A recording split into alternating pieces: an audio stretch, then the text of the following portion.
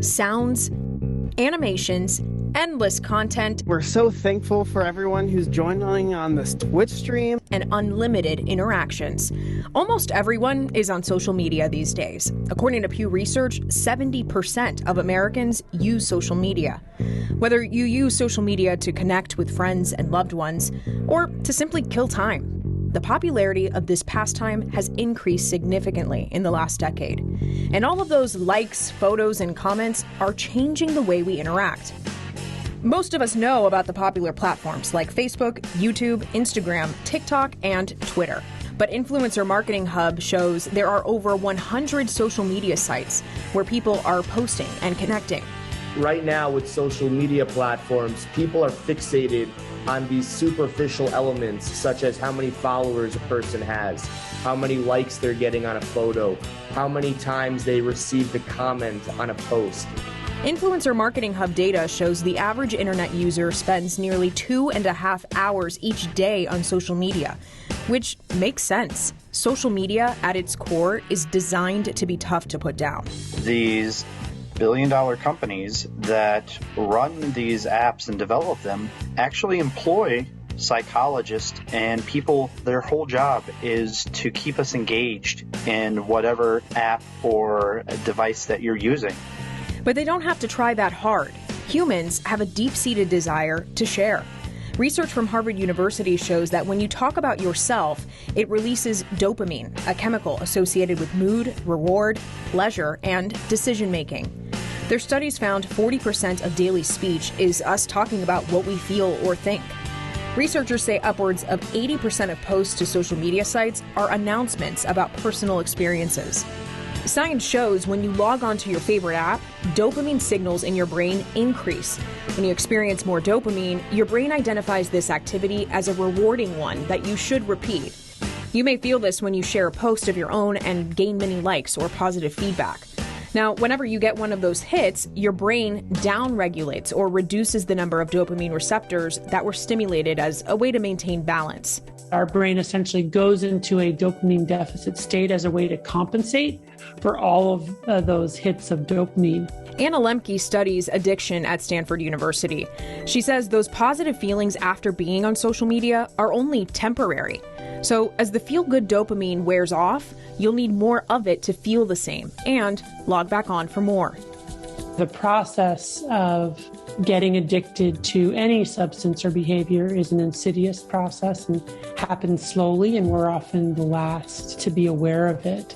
Doctors say we're slow to realize who else is getting consumed by social media, which is why children's health experts believe adults must teach kids to use, not be used by social media.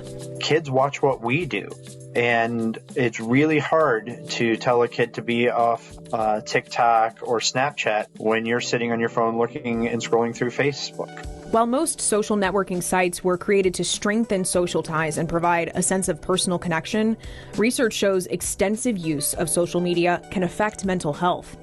That's why psychologists say logging on every once in a while is not likely to be harmful, but becoming addicted could bring downsides. We would expect to see social media really fulfilling some of our need as people to get that social connection, but we're really oftentimes seeing the opposite, that there's an increase of loneliness from people who are using social media for a lot of their social interaction. There's a certain anxiety that comes from that impulse, that need to connect. So the expert takeaway, whether you have 1 or 6 social media accounts, be sure you're also friending, liking, and loving in your offline life too.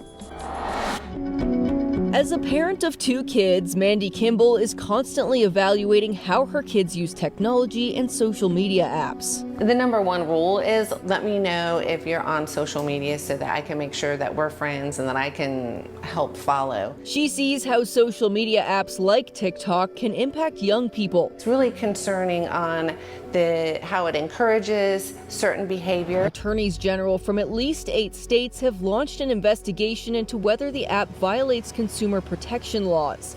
The video-focused app isn't the only one to come under fire. Last year, an investigation into Instagram looked at the harms of extended engagement among young people.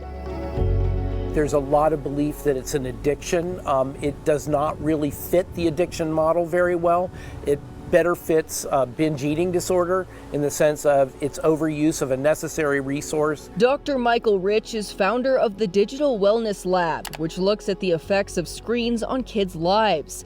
He believes social media, especially TikTok's algorithm, wasn't made with kids' best interest in mind. Really, the algorithm is built for selling things, advertising things, but actually in the context of health can actually be selling poor health or poor beliefs about health. Some child safety advocates say TikTok's algorithms can inadvertently promote topics like self-harm and eating disorders to young users. Social media is financially incentivized. For kids, this can be especially impactful. They are at a stage of their life where they are still developing their identities. They're still a decade or more away from fully developing executive function like impulse control. Dr. Rich says we need to think about what this screen time is doing to kids on a larger level. It's been a process like whack-a-mole where we're trying to fix TikTok one day and fix Facebook the next day, rather than saying, how can we interface effectively and in healthy ways with the screens that are in our lives? He says the goal is self-regulation and to harness the engagement for good. Licensed family therapist Miriam Wabi says there are some steps parents can take to help too. Similar to dessert maybe, or anything else that we think doesn't totally serve them, we put limits. Right? And we teach about it and we give them a lot of education on balance. A tough pill for parents to swallow sometimes being a good model of that. For parents like Mandy, she focuses on handling apps responsibly, her 13-year-old son making his own decisions. He doesn't want TikTok because he sees the influence that it can have on some of his friends, and that's telling.